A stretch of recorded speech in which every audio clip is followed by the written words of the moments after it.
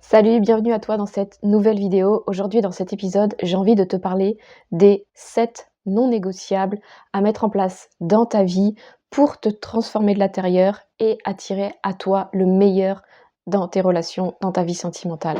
C'est vraiment un condensé de ce que j'ai pu observer, que moi-même j'ai mis en place dans ma vie et ce que j'observe chez mes clientes qui se transforment d'une manière incroyable. Qu'est-ce qui finalement a changé les choses? Donc voilà, il va y avoir 7 points et c'est parti pour le premier point. La première chose, c'est qu'il va falloir que tu mettes en place une routine qui te correspond. Donc quand je dis routine, il va pas falloir comprendre que c'est quelque chose qui va être répétitif pendant des mois et des mois et des mois, qui va être quelque chose de chiant. Non, il faut qu'une routine, ce soit plutôt comme des bonnes habitudes que tu vas mettre en place dans ta vie qui vont t'apporter du positif, qui vont te changer vers du mieux. Et c'est ces petites choses que tu vas rajouter à ta vie, que tu ne faisais pas jusqu'à maintenant et qui vont apporter quelque chose de bénéfique pour toi. Et ça, c'est à toi d'aller trouver c'est quoi que tu dois mettre dans tes habitudes, dans ta routine, qui va être bon pour toi. C'est pas obligé d'être une routine que tu vas faire à 4 heures du matin, c'est pas obligé d'être non plus le matin. C'est ces petites choses que tu vas faire régulièrement. Et pourquoi il faut les faire régulièrement? Parce que c'est des toutes petites choses en fait. C'est comme un petit grain de sable que tu vas venir ajouter tous les jours et qui fait qu'à la fin, on a un énorme tas de sable, qu'on a une dune même. Donc c'est quelque chose du coup, si on veut obtenir une dune, qu'il va falloir le répéter. Si tu le répètes pas, ça va avoir aucun impact parce que ce n'est qu'un grain de sable. C'est des petites actions que tu vas faire. Pour certains, ça va être, hem, d'avoir une routine beauté, de prendre soin de sa peau et cetera au quotidien. Pour d'autres, ça va être de manger un petit peu moins sucré. Pour d'autres, ça va être de se coucher plus tôt. Pour d'autres, ça va être d'arrêter d'être sans arrêt sur les réseaux sociaux. Voyez, c'est quoi ces petites choses que vous allez faire dans votre quotidien qui vont vous permettre d'avoir quelque chose en plus. Ça peut être de faire des gratitudes le matin, ça peut être d'aller dans la nature, ça peut être de faire un peu plus de sport. Trouvez c'est quoi les petites actions. Alors je vous ai parlé d'enlever des actions comme, j'arrête d'être sur les réseaux sociaux, sans arrêt à scroller et cetera. Si vous décidez que c'est quelque chose que vous allez enlever, essayez de le remplacer par autre chose parce que tant que vous êtes que dans l'enlever, vous allez être dans un sentiment de manque et l'idée, c'est pas apporter du manque, c'est apporter toujours du plus dans votre vie. Donc si vous décidez d'enlever quelque chose, d'enlever une mauvaise habitude, remplacez-la par une bonne habitude. Donc à la place d'être sur les réseaux sociaux le soir et traîner pendant des heures sur mon téléphone, qu'est-ce que je peux faire à la place? Et trouver cette petite action qui va remplacer cette mauvaise habitude et qui va être positive pour vous, qui va vous faire plaisir, que vous allez apprécier et qui va vous donner des résultats positifs dans votre vie. Donc ça, c'est la première chose. Ayez une discipline. Et c'est ça, c'est que la routine, il faut qu'ensuite elle tienne sur la durée, que vous soyez capable de la faire durer. Donc commencez pas avec tout ça de nouveau. Faites chaque fois un petit truc en plus de nouveau. Et puis essayez de le tenir pendant un mois. Si vous y arrivez, rajoutez quelque chose. Voyez, faites les choses étape par étape. Soyez discipliné là-dedans. Et vous allez voir à quel point votre vie va se transformer très rapidement. Le deuxième point, c'est que il va falloir apprendre à prendre soin de son hygiène de vie. Donc, c'est un peu en lien avec cette espèce de routine, parce que souvent ça va s'installer dans une routine, mais pas forcément. Prendre soin de son hygiène de vie parce que plus on va vouloir se transformer, plus on va rehausser son estime personnelle. Et plus on va tendre à rehausser son estime personnelle, plus inconsciemment, en fait, on va avoir envie d'améliorer son hygiène de vie. Ça se fait presque naturellement chez les femmes que j'accompagne, où elles vont vouloir manger différemment, elles vont vouloir s'habiller différemment, elles vont vouloir prendre davantage soin de leur sommeil, de leur peau. Euh, Elles vont vouloir virer un peu le toxique chez elles. Elles vont vouloir avoir une maison qui est beaucoup mieux rangée. Elles vont vouloir changer le style de leur maison. Vous voyez, posez-vous la question: comment moi j'ai envie d'améliorer, de rehausser, mes standards dans mon hygiène de vie? Et voyez, peut-être c'est qu'il faut que vous buviez davantage. Allez voir à quel point vous prenez soin ou pas de votre corps, de votre environnement. Donc le corps, c'est le corps physique, boire et cetera, mais c'est aussi l'environnement. Si dans votre maison, c'est tout le temps le bordel, c'est pas rangé, vous prenez pas le temps de nettoyer et cetera, vous prenez pas soin de votre corps, OK? Donc voyez de quelle manière vous pourriez améliorer votre hygiène de vie.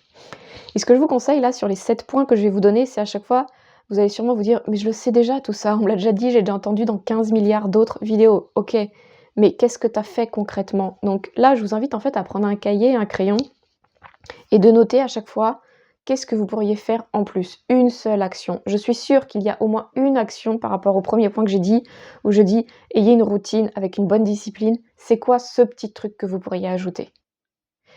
Deuxième chose, pour l'hygiène de vie, c'est quoi le petit truc que vous pourriez ajouter que vous ne faites pas encore aujourd'hui? Il y a pas besoin que ce soit énorme, mais je suis sûre qu'il y a toujours quelque chose qu'on peut rajouter.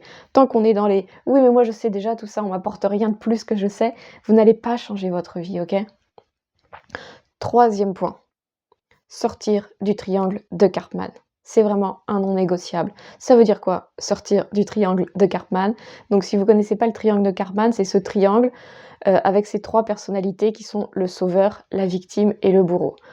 Bon nombre de relations sont coincées dans ce fichu triangle de Karpman, où soit on va jouer le rôle de la victime, on va être victime de cette situation, on est victime de notre relation, on est victime de notre partenaire, soit on va être cette sauveuse, où on va toujours donner aux autres, on va être trop gentil, on va se faire avoir, etc. Parce qu'on est trop gentil, parce qu'on sait jamais s'arrêter de donner, parce qu'on sait pas dire non. Donc là, on est la sauveuse. Ou soit on est le bourreau, ou on est victime du bourreau. Donc le bourreau, c'est celui qui critique, qui dévalorise, qui fait du mal, qui attaque, qui se met en colère, etc. Tant qu'on est dans ce fichu triangle de Karpman, on ne peut pas s'épanouir dans sa vie sentimentale. Donc c'est important de décider: «Je m'en sors de ce truc, j'arrête de faire ma sauveuse, j'arrête. Je sais qu'aujourd'hui je me nourris de ça, je sais que ça m'a amené jusqu'à aujourd'hui, que j'avais besoin de faire ma sauveuse, mais maintenant je décide d'arrêter. J'apprends à dire non, je dis stop, parce que je sais que c'est pas comme ça que je vais aller vers la vie sentimentale de mes rêves. Si vous jouez tout le temps à la victime, j'arrête de faire la victime.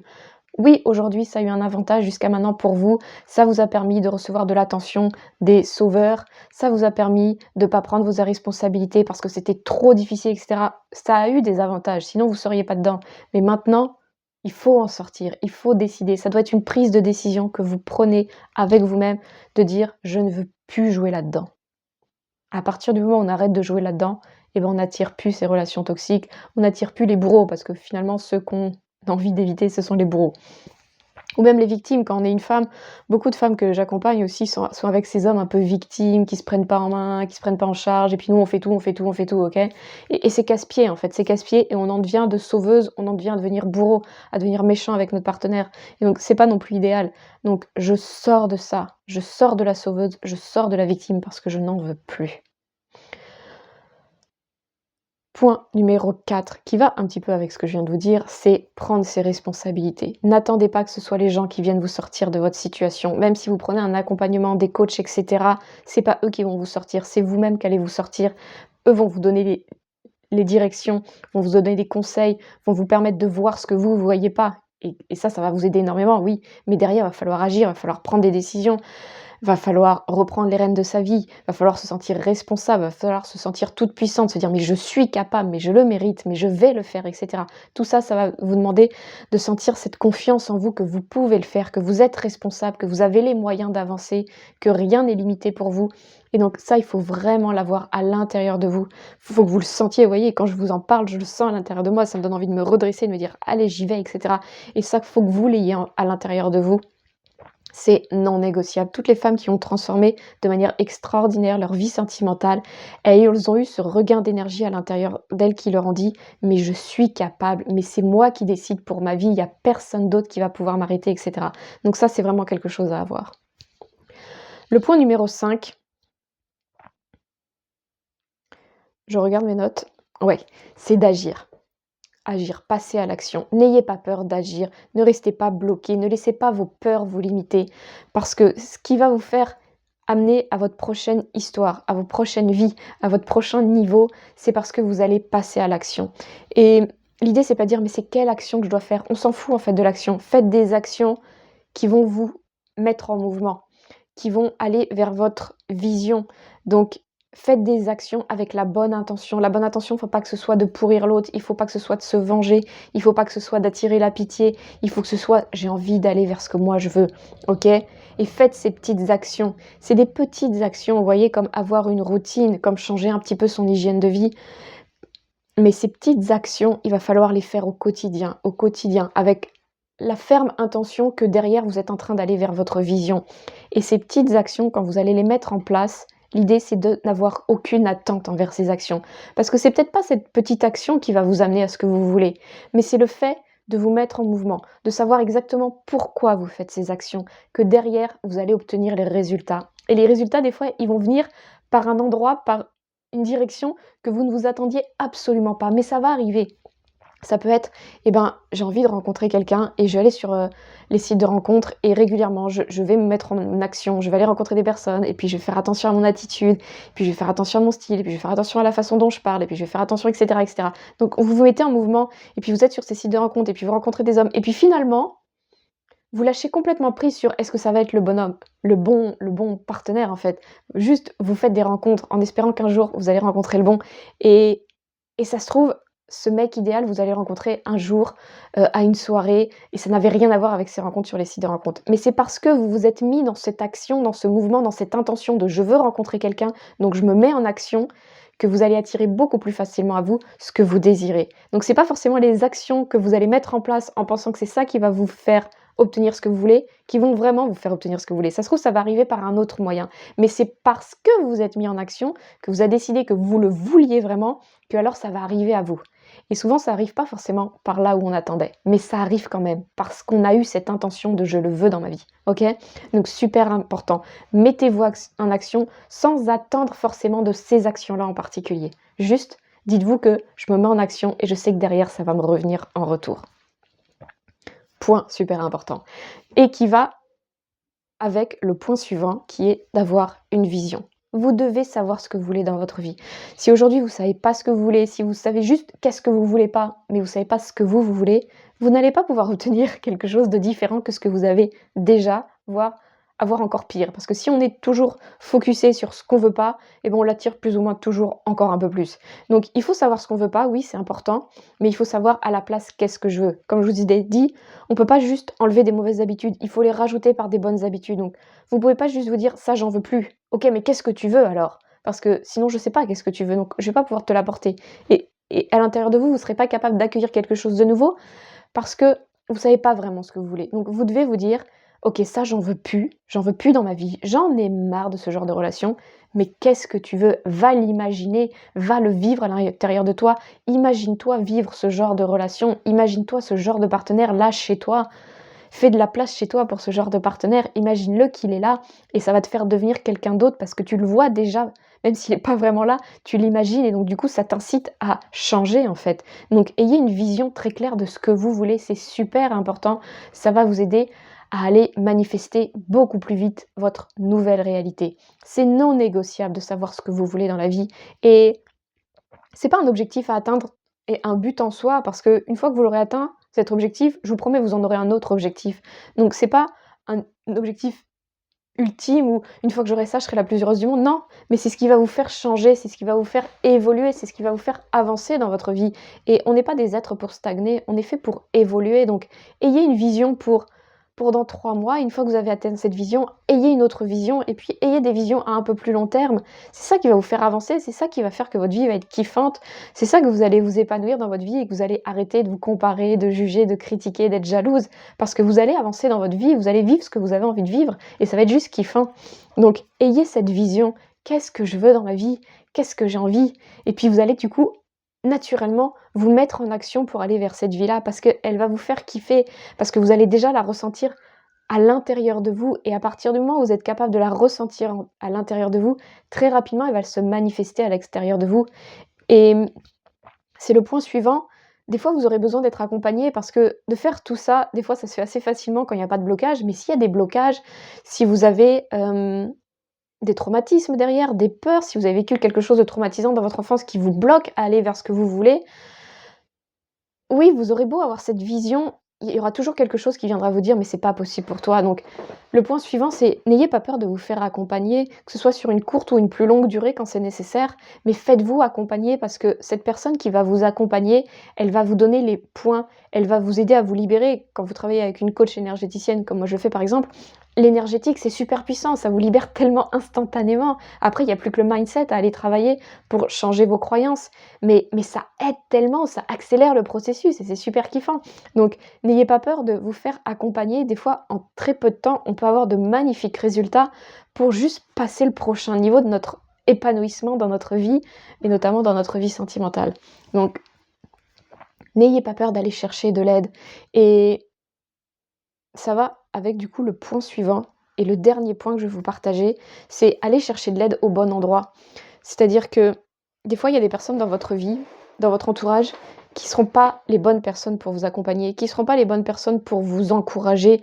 Heu, donc ça va, j'ai 2 points là-dessus à vous dire, en fait. C'est à la fois, ne partagez pas votre vision qui est peut-être un peu ouf à des personnes qui sont pas prêtes à y croire parce qu'elles vont vous casser le moral et donc du coup, elles vont vous faire douter et elles vont vous empêcher d'y aller. Donc allez plutôt vers des personnes et souvent ça va être des coachs parce qu'ils ont un avis beaucoup plus neutre ou ça peut être une personne beaucoup plus mature qui a eu l'expérience, qui a déjà réussi et donc qui n'a aucune jalousie et aucune envie que vous ne réussissiez pas. Mais si c'est votre meilleure amie qui elle aussi galère en amour et vous lui dites vos grands rêves, vos grandes aspirations, et puis elle se sent complètement frustrée à côté et elle se sent tellement à la masse, même si elle veut le meilleur pour vous, inconsciemment, elle va vous ralentir, elle va pas vouloir y croire parce qu'elle sent que vous allez la lâcher, en fait. Donc, des fois, quand vous avez des grands rêves, même si ça veut pas dire qu'il faut quitter tous ses amis, mais il faut savoir à qui on veut les partager, ça. Donc, essayez à la fois partager votre vision aux bonnes personnes et faites-vous accompagner par les bonnes personnes. Des fois, nos personnes proches de nous sont pas les meilleures personnes parce qu'elles sont pas capables de croire en nos rêves, parce que, eh ben, elles ont peur qu'on les quitte, qu'on s'éloigne beaucoup trop d'elles, ou inconsciemment, il y a une espèce de jalousie qui fait qu'on n'a pas envie que l'autre réussisse alors que nous, on galère dans notre vie. Donc, c'est pas toujours les meilleures personnes. Elles vont vous ralentir inconsciemment. Et aussi, donc ça, c'est le premier aspect, c'est partagez pas votre vision avec des gens qui sont des fois trop proches et qui sont pas capables d'entendre cette vision.